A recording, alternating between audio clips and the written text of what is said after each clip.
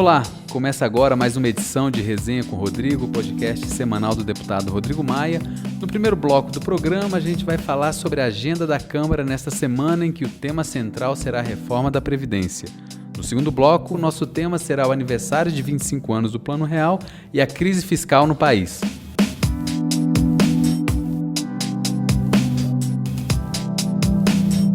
Bom, presidente, essa é uma semana importante na tramitação da reforma da Previdência na Comissão Especial. Nessa terça-feira, o senhor tem encontro com os governadores. O que pode se esperar dessa semana na Câmara? Uma boa semana para cada um de vocês que nos está acompanhando mais uma vez ou pela primeira vez. A gente tenta, com esse instrumento, chegar mais perto de cada um, levar um pouquinho das informações da pauta da semana, daquilo que a gente está fazendo, que a gente está tentando construir. Bem, amanhã eu recebo os governadores às 10h30. Hoje o senador Davi, o presidente Davi, recebe também os governadores, porque é uma construção das duas casas.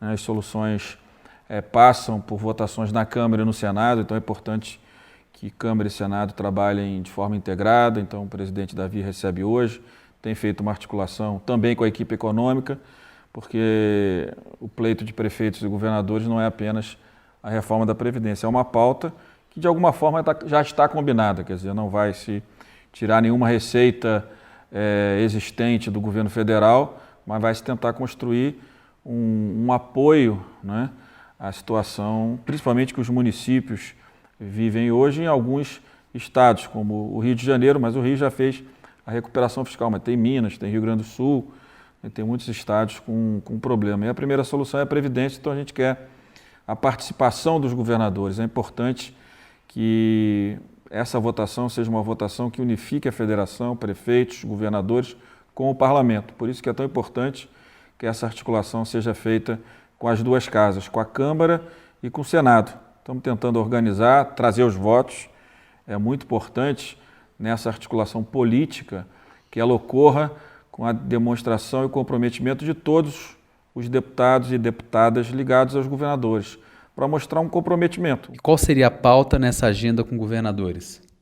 Por exemplo, a cessão onerosa, que é o leilão que o governo quer fazer até o final do ano, né, de reservas de petróleo, do pré-sal, que fica, né, na região litorânea do Rio de Janeiro, né, e que tem ali aproximadamente 15 bilhões de barris. 5 milhões mais 2 milhões de barris são da Petrobras, que são 5 milhões negociados lá em 2010, mais a variação do preço do petróleo de 2010 para hoje, e o que sobra é do governo federal. Então, o próprio ministro Paulo Guedes já tinha, no final do ano passado, prometido 30% desses valores, 15% para estados, 15% para municípios. Então, nós temos que organizar isso. Nós mandamos a PEC autorizando esse leilão, já que precisa resolver a questão do bônus de assinatura, que é desse valor que estão todos falando, que é o valor que entra, se possível ainda esse ano, que é o que está projetado pelo governo federal. A gente mandou para o Senado sem uma solução definitiva. O Senado agora precisa organizar, e é por isso que essa reunião com os governadores é importante, uma solução para esse tema. Alguns projetos que os governadores tinham e têm interesse, como o projeto do risco hidrológico, que resolve muitos problemas também, porque tinha outros temas inclusos. A Câmara votou, agora tem a questão da securitização, temas que não mexem com o orçamento federal, né, não criam despesa não. É claro que ainda tem o Plano Mansueto, que começou a tramitar na Câmara, esse é muito importante, porque além de organizar a possibilidade de empréstimos para os governos estaduais, ele cria regras rígidas, porque não adianta só a gente também conseguir recursos para estados e municípios.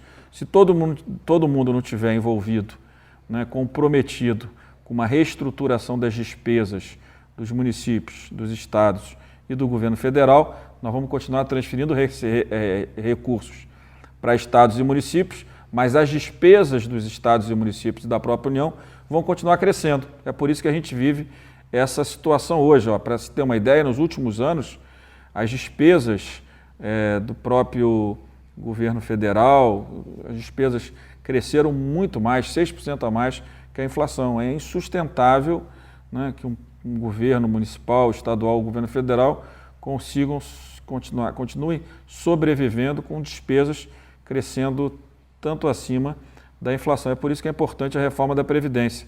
E no que diz respeito especificamente à pauta da reforma da Previdência, qual a expectativa do senhor nessa semana? Você acha que o relatório é aprovado na comissão? Nós estamos trabalhando, a maioria dos partidos que defende a reforma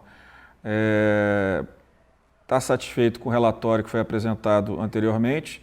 Amanhã o relator apresenta o último relatório para tentar ir a voto na quarta e na quinta. É a nossa expectativa. Agora tem que dialogar, porque uma reforma previdenciária sem o apoio dos governadores, a gente não pode perder nenhum partido, não queremos perder nenhum partido, não vamos perder nenhum partido, né? Nós precisamos que aqueles que estão desde o início defendendo a reforma estejam convencidos que o relatório de Samuel é o melhor para o sistema previdenciário brasileiro. Então nós vamos no limite até amanhã, né? O relator já esteve aqui hoje, a gente vai estar junto mais tarde novamente com a bancada do PSL, que quer discutir a questão da Polícia Federal e da Polícia Rodoviária Federal, que eu não acho simples, que se tem uma solução, mas a gente tem que ouvir a todos, né? Mas trazer todos os partidos que sempre defenderam a reforma para que a gente esteja junto, e se a gente puder trazer o voto dos governadores já na comissão, seria muito bom. Alguns governadores têm deputados que fazem parte da comissão especial, já seria uma sinalização importante, mas para isso precisa fechar o acordo para o relator poder incluir os governadores na proposta. A gente começa agora o nosso segundo bloco, deputado. Nesta segunda-feira, o Plano Real completa 25 anos. Hoje, na opinião do senhor, qual seria o dragão a ser domado para o Brasil voltar a crescer e gerar emprego e renda? Na minha avaliação, a época do Plano Real era a inflação, que corroía o valor dos salários, prejudicava fortemente os brasileiros com renda menor, os brasileiros mais simples.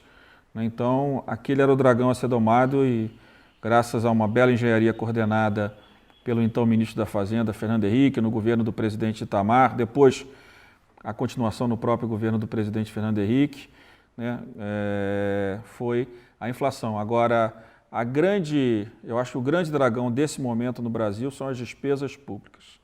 O crescimento fora de controle das despesas dos municípios, dos estados e da própria União ao longo dos últimos 20 anos gerou despesas obrigatórias para todos que está ficando cada vez mais difícil da sociedade pagar essa conta. Então, se tem um dragão que a gente precisa domar, reorganizar e reduzir o seu tamanho ao longo dos próximos anos, nada disso é da noite para o dia, porque os servidores são estatutários, você não vai conseguir mudar isso, você vai ter que mudar para frente, voltar a ter um plano de carreira para as principais carreiras de todos os poderes, principalmente do governo federal. As carreiras acabaram nos 3 poderes, no poder executivo, legislativo e judiciário, todo mundo sempre ganhando muito perto do teto.